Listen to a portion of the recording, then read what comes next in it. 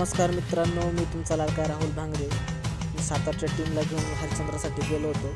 त्याआधी आम्हाला इथे एक प्राणी दिसले. तर तुम्ही ट्रेकिंगला येत असाल तर काळजी घ्या. रात्री अपरात्री जर तुम्हाला त्या ठिकाणची माहिती असेल तरच रिस्क घेत जा, अन्यथा घेत जा. आणि हा प्राणी खूप ॲग्रेसिव्ह असतो. हा कधी पण अटॅक करू शकतो. त्या प्राण्याला सह्याद्रीमध्ये तरस असं म्हटलं जातं.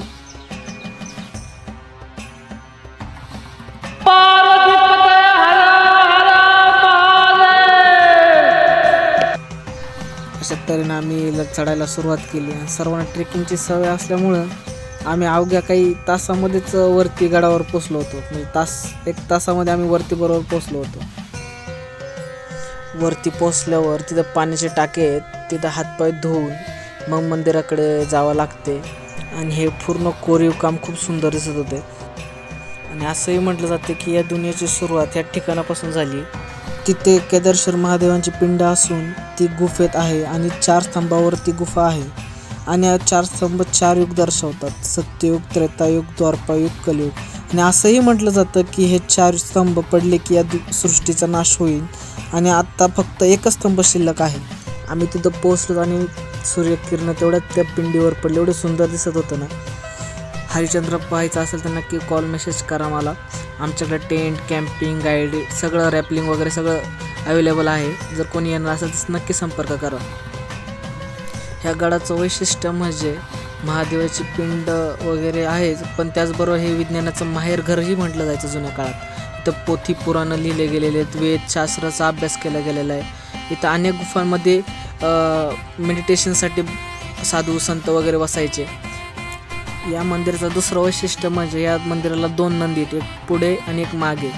हरिश्चंद्रगड हे नाव एका राजावरून पडले असावे. हा सौ राजवंशातील एक पौराणिक राजा आहे जो ऐतरेय ब्राह्मण, महाभारत, मार्कंडेय पुराण आणि देवी भागवत पुराण यासारख्या ग्रंथांमध्ये अनेक दंतकथांमध्ये उल्लेख आढळतो. त्याचबरोबर कातळ, कोरीव पाण्याचे टाके 2-3 आहेत. तिथे थंडगार पाणी असतं आणि 12ही महिने पाणी असतं तिथे. त्याचबरोबर गुफांमध्ये जात होतो. तिथे एक गुफेमध्ये मस्त विठ्ठल रुक्माईची मूर्ती होती. खूप सुंदर दिसत होती.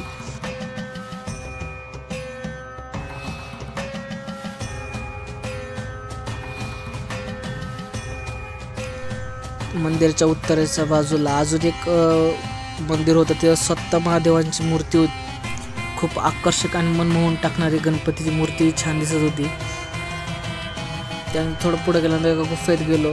तिथं मस्त कातळ कोरीव काम 6 फुटी गणपतीची मूर्ती होती. हरिश्चंद्राला गडाला आल्यानंतर तुम्ही कोकण कडाला जाणार नाही असं होणारच नाही. आणि तो असा कोकण कडा आहे की ते मन मोहून टाकतं. आणि त्या कोकण कड्याला भटक्यांची पंढरी असं म्हणलं जातं. म्हणजे हरिश्चंद्रगडाला भटक्यांची पंढरीच म्हणलं जातं. खूप सुंदर दृश्य होतं.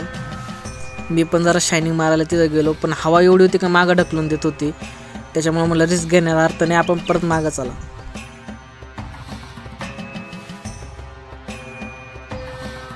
तर चला मित्रांनो, बाय बाय. अशा पद्धतीने आपला ब्लॉग समाप्त होत आहे. तरी आपलं चॅनल आलं तर सबस्क्राईब करा.